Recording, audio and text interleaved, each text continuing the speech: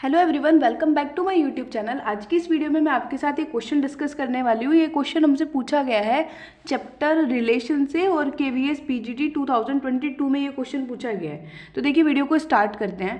Question में basically हमें एक रिलेशन डिफाइन करके दिया गया है और उस रिलेशन से रिलेटेड हमसे पूछा गया है कि वो रिफ्लेक्सिव है, सिमेट्रिक है या ट्रांजिटिव है या कुछ भी नहीं है। तो फर्स्ट हम डिस्कस करते हैं क्वेश्चन को कॉन्सेप्ट के साथ। देखिए वो पूछ रहे हैं कि रिफ्लेक्सिव होगा या नहीं होगा। ए बी हमारे पास रिलेशन पढ़ते हैं। रिलेशन में क्या दे रखा है, a less than equal to b square. इसका मतलब क्या है, या तो हमारे पास ए और बी में क्या रिलेशन हो, या तो ए बी स्क्वायर के इक्वल हो या फिर ए बी स्क्वायर से छोटा हो। ठीक है, ये रिलेशन दे रखा है। अब देखिए किसी भी रिलेशन को मैं रिफ्लेक्सिव रिलेशन कब कहती हूँ, किसी भी रिलेशन को मैं रिफ्लेक्सिव रिलेशन कहती हूँ कि अगर हर एलिमेंट मतलब इस तरीके की कंडीशन होल्ड हो रही हो, ए टाइप का एलिमेंट आर में बिलोंग कर रहा हो सभी सेट के लिए जिस सेट में वो डिफाइन किया गया हो।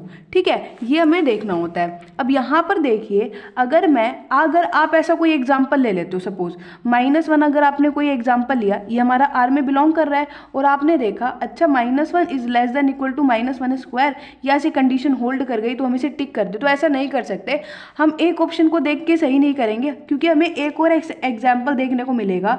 अगर आप 1/2 ले लेते हो, 1/2 भी तो मेरे पास रियल नंबर में से ही है। 1/2 लिया आपने और आप देखते हो कि 1/2 is not less than equal to 1/2 का स्क्वायर, क्योंकि 1/2 का स्क्वायर तो 1/2 से भी छोटा हो जाएगा।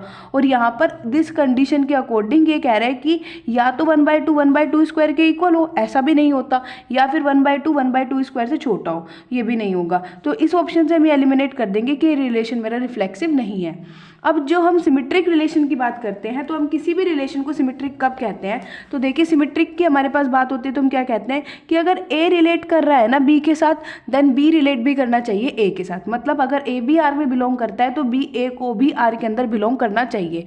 तो हम किसी रिलेशन को सिमेट्रिक की बात करते हैं। अब यहाँ पर यही चीज़ मैंने यहाँ लिखी हुई है। अब देखो लेट कर लो कि ए बी हमारे पास आर में बिलोंग कर रहा है, एक एलिमेंट हम मान के चलते हैं उसमें बिलोंग कर रहा है। अब ए बी अगर आर में बिलोंग कर रहा है तो क्या कंडीशन होल्ड कर रहा होगा, a less than equal to b square होगा, जहां पर ए बी हमारे पास आर से बिलोंग कर रहे होंगे। अगर ए बी स्क्वायर से छोटा है या उसके इक्वल है, तो ये इक्वल है तो चलो ठीक है, लेकिन अगर छोटा है तो ये तो इंप्लाई नहीं कर देगा ना कि बी स्क्वायर भी ए से छोटा ही हो जाएगा।